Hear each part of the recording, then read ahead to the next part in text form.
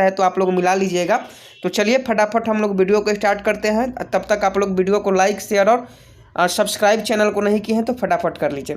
पहला क्वेश्चन पूछा गया था, ये पेज में थोड़ा सा धुंधला दिखाई देगा, उसके बाद सब ठीक है। पहला क्वेश्चन पूछा गया था, घनाकार क्रिस्टल में ब्रेबेस जालकों की संख्या कितनी होती है? तो 14 होती है। एक का ऑप्शन डी बिल्कुल सही आंसर है। दूसरा प्रश्न है, एक अष्टक रिक्ति निम्नलिखित में से कितने जालकों से घिरी हुई होती है? तो 6 जालकों से घिरी हुई होती है। तो 2 का सही प्रश्न 6 हो जाता। अगला प्रश्न देख लीजिए। अगला प्रश्न आपके एग्जाम में पूछा था, निम्नलिखित में से किस प्रकार के दोष के कारण क्रिस्टल के घनाभ में कमी होती है? तो शॉटकी दोष। शॉटकी दोष के कारण निम्नलिखित में किस प्रकार के दोष के कारण क्रिस्टल घनाभ में कमी होती है? तो इसका सही आंसर शॉटकी दोष हो जाता। 3 का ऑप्शन भी बिल्कुल आपका सही आंसर है, शॉटकी दोष। अगला चलिए अगला देखते हैं। अगला प्रश्न है, निम्नलिखित में कौन फेरोचुंबकीय पदार्थ है? फेरोचुंबकीय पदार्थ पूछा था Fe3O4। Fe3O4 इसका राइट आंसर हो जाएगा। 10 मिनट में आप 70 ऑब्जेक्टिव क्वेश्चन का आंसर मिला लीजिएगा दोस्तों। तो जल्दी से फटाफट इस वीडियो को शेयर कर दीजिए ताकि जितने भी आपके दोस्त हैं वो सभी इस वीडियो से जुड़ जाए और अपना मिला ले कि 70 क्वेश्चनों में से आज के एग्जामों में कितना उन्होंने सही किया। अगला प्रश्न पूछा था, बिलियन के अनुसंख्य गुणधर्म का उदाहरण है? तो क्वथनांक उन्नयन बिल्कुल सही आंसर हो जाएगा। बिलियन के अनुसंख्य गुणधर्म का उदाहरण है तो क्वथनांक उन्नयन बिल्कुल सही आंसर है। 5 का ऑप्शन सी सही है। हम लोग सेट ए का एग्जाम एनालिसिस कर रहे हैं, आप लोगों का सेट अलग अलग हो सकता है तो आप लोग देख लीजिएगा। 6 नंबर प्रश्न था, घोलक के 1 kg में उपस्थित घुल के मोलों की संख्या को क्या कहते हैं? मोलालता कहते हैं, मोलारिटी कहते हैं। पहले ही ये क्वेश्चन करवाए थे कि घोलक के 1 kg में उपस्थित घुले के मोलों की संख्या को मोलालता कहते हैं। अगला प्रश्न पूछा था, वैसे घोल जो एक निश्चित ताप पर संयोजन में बिना किसी प्रकार के परिवर्तन के उबलता है उसे हम लोग क्या कहते हैं? तो इसका सही आंसर ऑप्शन ए हो जाएगा, एजियोट्रोपिक मिश्रण। वैसा घोल, इसमें बहुत बच्चे कंफ्यूज थे और बहुत सारे बच्चे का गलत भी है, तो आपका सही है कि नहीं आप कमेंट बॉक्स में जरूर बताइएगा। तो 7 नंबर प्रश्न पूछा गया था, वैसे घोल जो एक निश्चित ताप पर संयोजन में बिना किसी प्रकार के परिवर्तन के उबलता है उसे हम लोग कहते हैं एजियोट्रोपिक मिश्रण, उसे हम लोग कहते हैं। अगला प्रश्न पूछा था, निम्नलिखित में से किसका हिमांक अवनमन अधिकतम होता है? तो हिमांक अवनमन K2SO4 का अधिकतम होता है। निम्नलिखित में किसका हिमांक अवनमन अधिक होता है? तो K2SO4 इसका बिल्कुल सही आंसर हो जाएगा। K2SO4 का हिमांक अवनमन जो है वह सबसे अधिक होता है।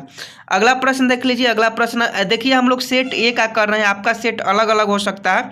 देख लीजिए अगला प्रश्न पूछा था, 1 फैराडे के बराबर होता है? तो ये तो सभी लोग जानते हैं, ये बच्चा गलत मारता। इस प्रश्न का सही आंसर क्या हो जाएगा? तो इस प्रश्न का देख लीजिए सही आंसर बिल्कुल सही आंसर है, ऑप्शन डी हो जाएगा। 1 फैराडे बराबर होता है। तो आप इस प्रश्न का आंसर बहुत ईजी तरीके से कर सकते थे। अगला प्रश्न 10 नंबर है, जब लेड संचय सेल को चार्ज किया जाता है तो निम्नलिखित में क्या होता है?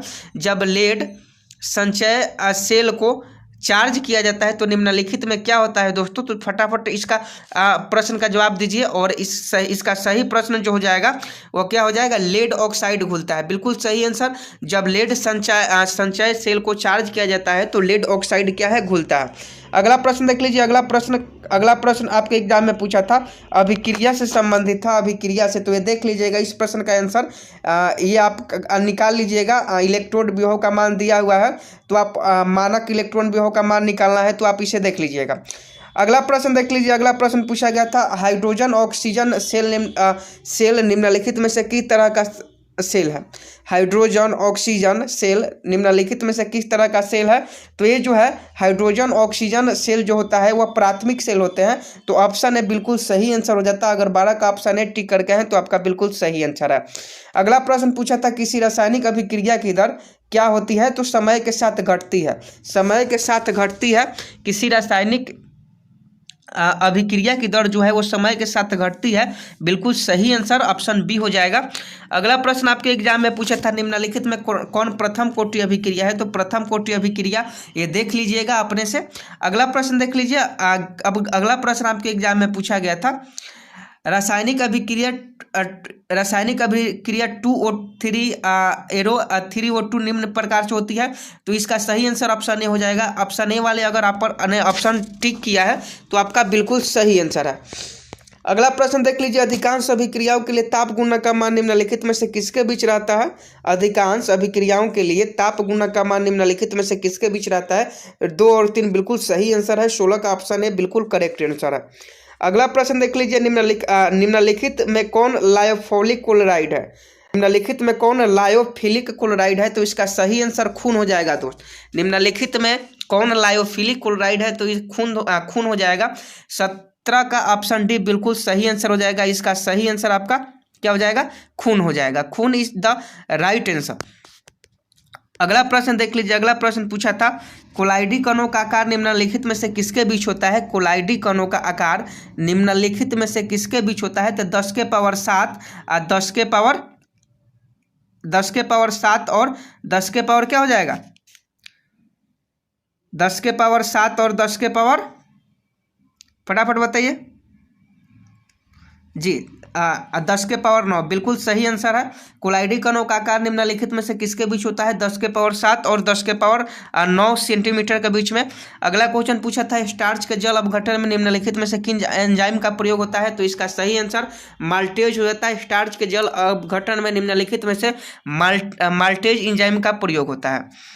अगला प्रश्न देख लीजिए, रासायनिक अधिशोषण की दर क्या होती है? रासायनिक अधिशोषण की जो दर है वो क्या होती है? तो इसका सही आंसर फटाफट बताइए। दाब बढ़ने से क्या होती है? दाब बढ़ने से बढ़ती है। बिल्कुल सही आंसर ऑप्शन डी। रासायनिक अधिशोषण की जो दर है दाब बढ़ने से बढ़ती है। तो 20 का ऑप्शन डी सही आंसर हो जाएगा। देखिए हम लोग सेट ए का आंसर देख रहे हैं, आपका सेट अलग अलग होगा, तो इसका पीडीएफ ले लीजिएगा। पीडीएफ कैसे मिलेगा इसके लिए वीडियो को अंत तक देखिए, और अभी तक वीडियो को लाइक नहीं किया है तो फटाफट वीडियो को लाइक कर दीजिए और चैनल को भी सब्सक्राइब कर लीजिए। अगला प्रश्न पूछा था, पृथ्वी की परत में सबसे अधिक मात्रा में पाए जाने वाला धातु है? तो पृथ्वी की परत में सबसे अधिक मात्रा में पाए जाने वाला धातु क्या है? तो इस प्रश्न का सही आंसर क्या हो जाएगा? फटाफट बताइए। पृथ्वी की परत में सबसे अधिक मात्रा में पाए जाने वाला धातु क्या है? इसमें कंफ्यूजन होगा, कुछ लोग एल्युमिनियम कहेंगे, कुछ लोग फेरस कहेंगे। तो इसका सही आंसर क्या हो जाएगा? फेरस अल्युमिनियम हो जाएगा। अल्युमिनियम बिल्कुल सही आंसर।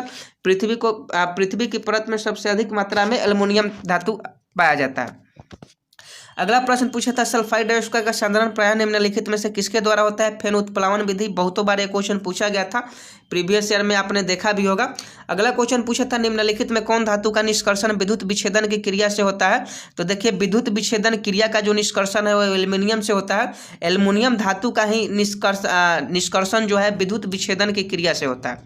अगला प्रश्न है, दूध की हुप की विधि। हुप की विधि द्वारा निम्नलिखित में से किस धातु का शोधन होता है? तो फेरस का होता है। हुप की विधि के द्वारा जो निम्नलिखित में से किस धातु का शोधन होता है? तो ferrous is the right answer. अगला पूछा था, निम्नलिखित में कौन सबसे कम क्वथनांक वाली गैस है? तो हीलियम इसका प्रश्न का बिल्कुल सही आंसर हो जाएगा। हीलियम जो है वह निम्न क्वथनांक वाली गैस है। अगला प्रश्न पूछा था, निम्नलिखित में कौन एल्डिहाइड संपन्न नहीं देता है? मेथेनॉल बिल्कुल सही आंसर। एल्डिहाइड जो संघनन है वो मेथेनॉल नहीं देता है। अगला पूछा था, जब फॉर्मल्डिहाइड की अभिक्रिया अमोनिया से कराई जाती है तो क्या बनता है? तो हेक्सामिथिलीन टेट्रामीन बनता है। तो 53 का सही आंसर जो हो जाएगा हेक्सामिथिलीन टेट्रामीन हो जाएगा। अगला प्रश्न पूछा था, निम्नलिखित में कौन ईस्टर का क्रियाशील मूलक है? तो सभी लोग जानते हैं ईस्टर का क्रियाशील मूलक ऑप्शन सी बिल्कुल आपका करेक्ट आंसर है। अगला प्रश्न पूछा था, निम्नलिखित में कौन सिर्फ ही ऑक्सी अम्ल बनाता है? निम्नलिखित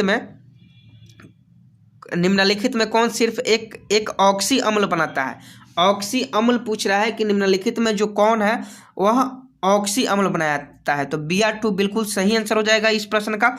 S8 में सल्फर की ऑक्सीकरण संख्या कितनी होती है? तो S8 में सल्फर की जो ऑक्सीकरण संख्या होती है वह 8 होती है। 8 + 8 ऑक्सीकरण संख्या बिल्कुल सही आंसर है। निम्नलिखित में कौन सबसे कम वाष्पशील है? तो H2O जो है कम वाष्पशील है। H2SO4, H2SE, H2TE सभी ज़्यादा वाष्पित होते हैं, लेकिन पानी जो है कम वाष्पित होता है। अब अगला प्रश्न देख लीजिए। अगला प्रश्न पूछा था, निम्नलिखित में कौन ऑक्सीकारक एवं अवकारक दोनों तरह के काम करता है? तो देखिए SO2 सल्फर डाइऑक्साइड जो है वो ऑक्सीकारक एवं अवकारक दोनों तरह के कार्य करता है। निम्नलिखित में रंगीन कौन होता है? NH3 अमोनिया गैस निम्नलिखित में रंगीन होता है। ये सभी लोग जानते हैं, जो भी मारा है गलत मारा है। निम्नलिखित में कौन रंगीन होता है? NH3 होता है। अगला प्रश्न पूछा था, संक्रमण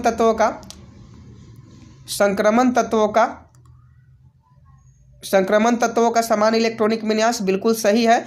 N-1 D1 D के पावर 1 - 10 NS बिल्कुल सही आंसर ऑप्शन भी है 31 का।